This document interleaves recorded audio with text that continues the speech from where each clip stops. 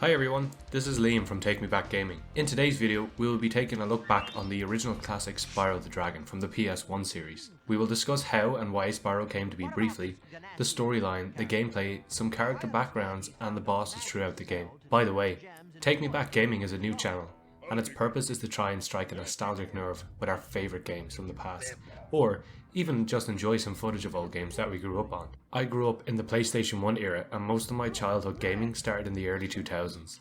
I do plan on doing regular content and also content on modern games, especially those games that are being remastered and series continued. For example, Crash Bandicoot and Ratchet & Clank, and maybe one day, a new Spyro game. Also, some retro games will be covered that I'll most likely definitely suck at. Like I said, I'm a PlayStation generation kid, and my ability to work a joystick is yet to be seen.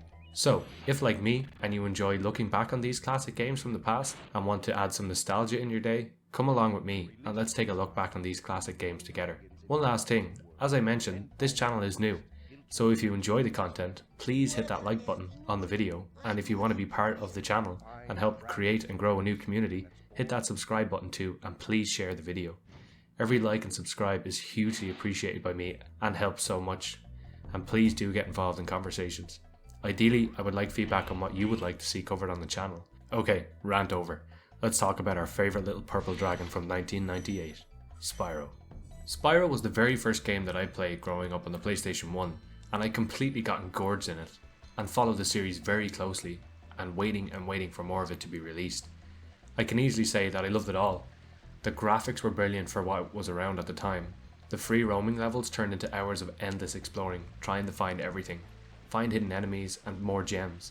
You can run around as much as you want to your heart's content, kill sheep and frogs and orcs, collect life orbs, feed sparks butterflies, glide long distances and fly around in the flight realms. Spyro was full of adventure, and had an absolute beast of a soundtrack that went so well with the game.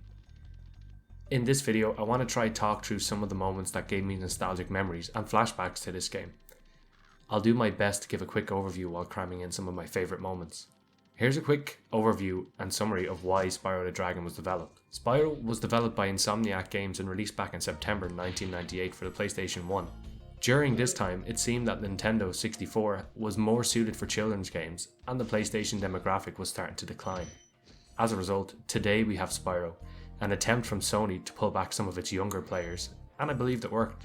It worked alongside Crash Bandicoot, and to this day both the Crash series and Spyro series seem to go hand in hand when it comes to new and remastered games. With that said, I'm hopeful that the Crash Bandicoot It's About Time release is a sign for a new Spyro release. Spyro is a young purple dragon, mostly known for being courageous, headstrong, eager and arrogant, which we can tell from some of the small interactions throughout the first game in the series. He has a strong sense of heroism, friendliness, and has a fiery personality.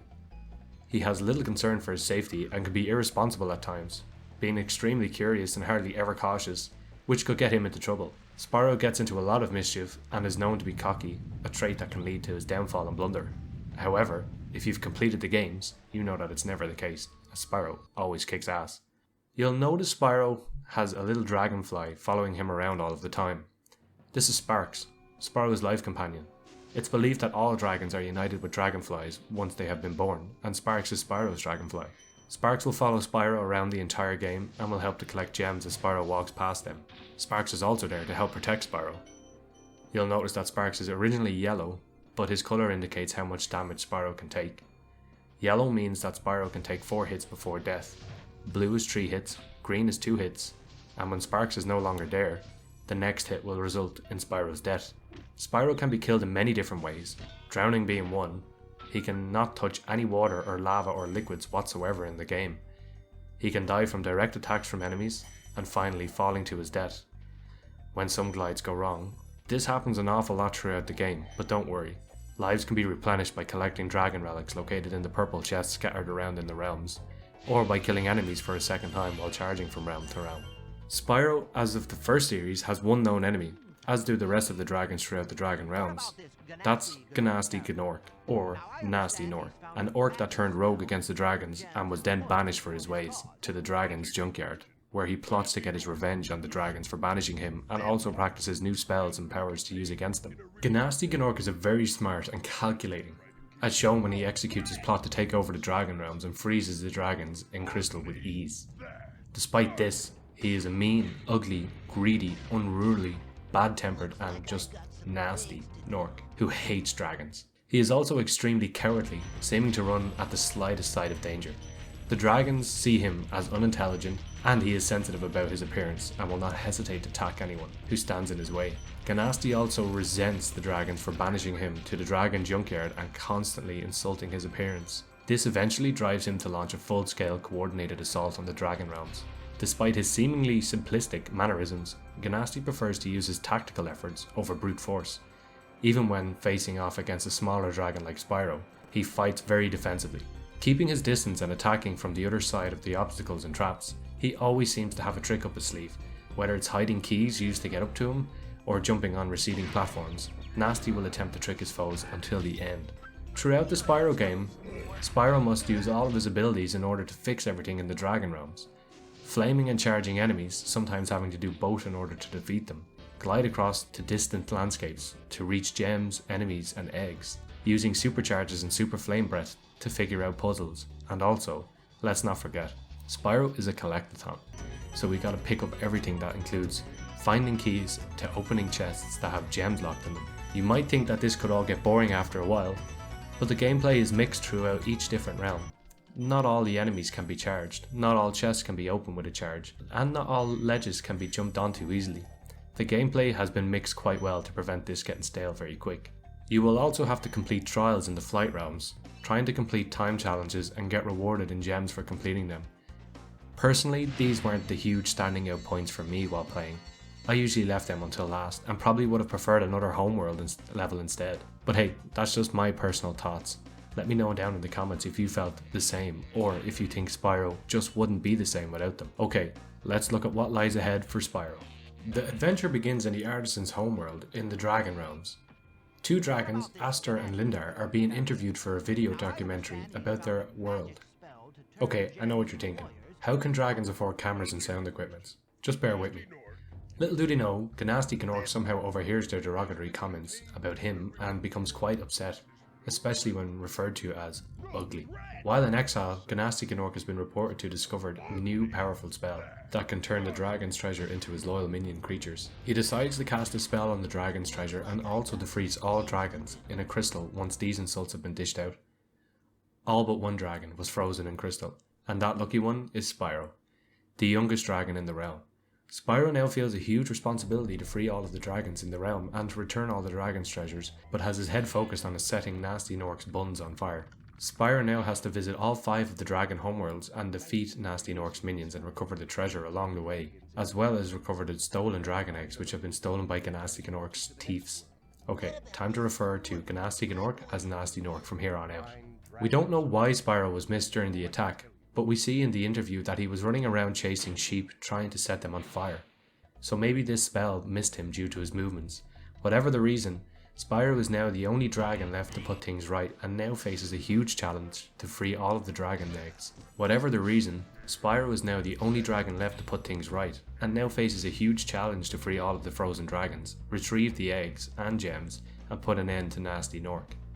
Spyro begins his journey in the artisan's homeworld.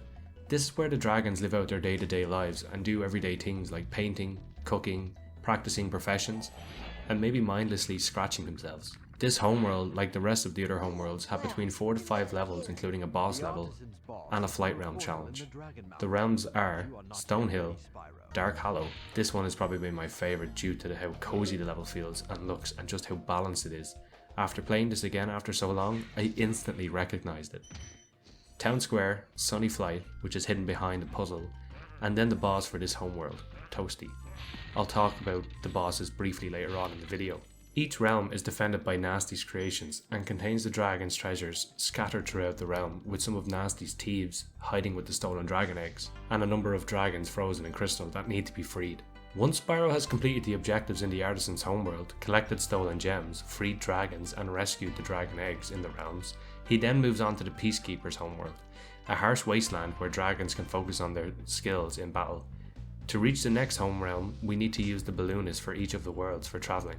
As Spyro has not learned the ability to fly yet, Peacekeeper Homeworld is the home to the following realms: Dry Canyon, Cliff Town, Ice Cavern, Night Flight, and the boss of the homeworld is Dr. Shem. After Peacekeepers comes the Magic Crafters, a snowy tundra high up in the mountains where dragons can practice their arcane skills in solitude. Homeworld 2, Alpine Ridge, High Caves, Wizard's Peak, Crystal Flight, and the boss of this homeworld is Blowhard. After Magic Crafters is Beastmakers, a vast swampland abundant with various creatures where dragons can create a new form of life. Homeworld 2, Terrace Village, Misty Bog, Treetops, Wildflight, and the boss of this homeworld is Metalhead. After Magic Crafters, we have Dreamweavers. This one's my personal favourite. A fantastic kingdom floating in the sky where dragons manipulate the fabric of dreams, and the last stop before Spyro can begin thinking about facing Gnasty Gnorc. Dreamweavers is the homeworld to the Dark Passage, Lofty Castle, Haunted Towers, Icy Flight, and the final boss before facing Gnasty Gnorc is Jax. Here's a question: what was your favourite homeland or realm, and why? Let me know down in the comments. Before we jump into Gnasty Gnorc's Nexus world, the last stop in Spyro's journey, let's take a look at each of the Dragon Realms bosses that Gnasty has sent out to defend. First up, Toasty. Toasty is the boss of the Artisan's homeworld. Toasty is guarded by shepherds and sleeping dogs that are a pain to kill. Toasty, at first, seems to be a scythe-wielding, pumpkin-headed giant scarecrow. However, this is not the case. Toasty turned out to be nothing more than a singed sheep on stilts. Surprising, but funny. I know what you're thinking. How did Gnasty Gnorc convince a sheep to do this? If you've got any ideas, let me know down in the comments, as I've lost countless hours of sleep trying to figure this out. Next up we have Dr. Shemp. Dr. Shemp is the leader of the Kamikaze tribesmen. His character is summed up by Trondo before Spyro attempts to defeat him. Trondo says that Dr. Shemp thinks he's cool. You don't know what it's like to be listening to him over and over, but I'll tell you one thing, he should watch his back. This means to defeat him, we've got to torch his ass. Once we torch the Doctor, we then set out to defeat the next boss Gnasty Gnorc is sent out to defend the realms, which is Blowhard, the overlord for the Magic Crafters world. Blowhard is an advanced version of the tornado wizards that are in the High Caves realm, but as usual, this boss is no match for Spyro. Next up we've got Metalhead, a giant robot who is the boss in charge of the Beastmaker's homeworld. He was created by Gnasty Gnorc and placed in the Metalhead realm. He was isolated here due to the fact that he is powered by pylons and he had to be in the vicinity of them to keep energized. And finally, Jax, a jack-in-the-box slash royal fool mixed that is the penultimate boss that resides in Dreamland. My personal favourite out of the bosses I think has to be Toasty, as I can recall busting out laughing at the fact that it was a sheep on stilts, and a mean one at that. You do not want to get a slap in the jaw from this angry sheep. Finally, the main orc himself, Gnasty Gnorc. Once we arrive to Gnasty's world, we're greeted with 3 dragon heads created out of junk from the junkyard. One of the portals is the Twilight Halber realm. This needs to be completed before any of the dragon's heads will open. Once completed, then the dragon head for Norc Cove will open, the other Gnasty's home realm, and the final one is where Gnasty is hiding the remaining stolen treasure, Gnasty's loot.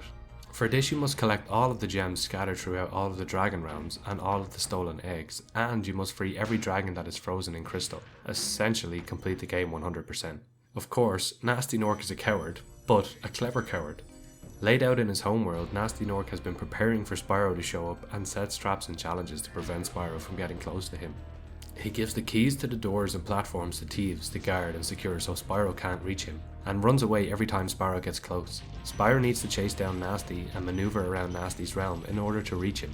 Once Gnasty thinks he can get a sneaky attack in on Spyro, he will stop and wait for Spyro to catch up. But of course, Spyro being Spyro, he burns him in the end. Once Spyro has defeated Gnasty and saved the dragons, he is then being interviewed by the same network doing the original documentary about the dragon's homeworld. Spyro reassures the producers that Gnasty is quote, toast, but still has some remaining treasure to retrieve. Once Spyro collects all of the treasure, he can then move on to collect the loot from Gnasty's loot realm. Once that's done, and Spyro thinks he can now begin to relax, this happens. Spyro the Dragon, you've defeated Gnasty Gnorc, collected the dragon eggs, saved all the dragons, and recovered every bit of treasure in the Dragon Kingdom. How do you feel? I feel fired up, Bob, and I'm happy for the dragon world, of course. I certainly wouldn't want to spend the rest of my dragon days butting heads with Gnasty Gnorc and his weird minions. What's a minion? Never mind. You know what they say. For every good battle, you need a good adversary. and I felt that Gnasty, in spite of his misguided nature, was a worthy opponent. Uh-oh.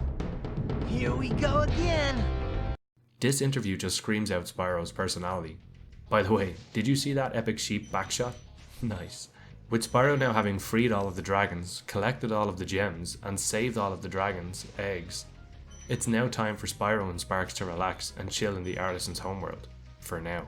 So why is Spyro so nostalgic to play after many years?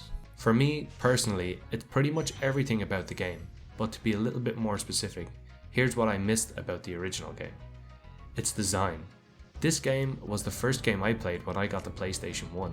The open landscapings, roaming around as much as I wanted to, was a great way to spend most of my time playing. Trying to find tricky hidden gems or where a certain key was that took me forever to find. The storyline. Instant hatred for Gnasty kicked in as soon as Spyro said, "Where's Gnasty Norc? I'm going after him." An orc that froze all of the dragons throughout all of the dragons' homeworlds, stoling all of the dragons' treasure, and even tried to steal baby dragons? What a villain for his time. I remembered how obsessed I was making sure that Sparx was never hungry, trying to feed him as much butterflies as possible to nibble on, hoping that maybe he would turn purple next. Most importantly, the main dragon himself, Spyro. This cool, badass attitude purple dragon was just pure joy to play as, breathing fire and charging down enemies, trying to find high spots to glide really far with, and also even jumping off the map itself to see how long I could last without plummeting to my death. There's just so much memories that came back while I was playing this again, especially all the different quirky enemies and their hilarious death screams. They get me every time I come back to Spyro. I'm dying to get back to probably one of my favourite ones, which is Ripto's Rage, or Gateway to Glimmer as some of you may know it as. I really hope this video has sparked some memories for those of you that have previously played the original Spyro the Dragon, or if you haven't played it before, I hope it's encouraged you to go and give it a try. I really enjoyed playing this again after nearly 15 years. The original PS1 version of Spyro will always strike some nostalgic memories for me and are some of my fondest childhood memories. I spent so many weekends and late nights playing this as a kid and enjoyed every minute of it. If you would like to see more specific topics around Spyro, let me know in the comments. If you've enjoyed this video, please like and share, and if you want to see more, then click the subscribe button and turn on notifications to be notified when the next video goes live. The next video in the series will be based on Ripto's Rage, or Gateway to Glimmer as some of you know it as. Thanks for watching, guys.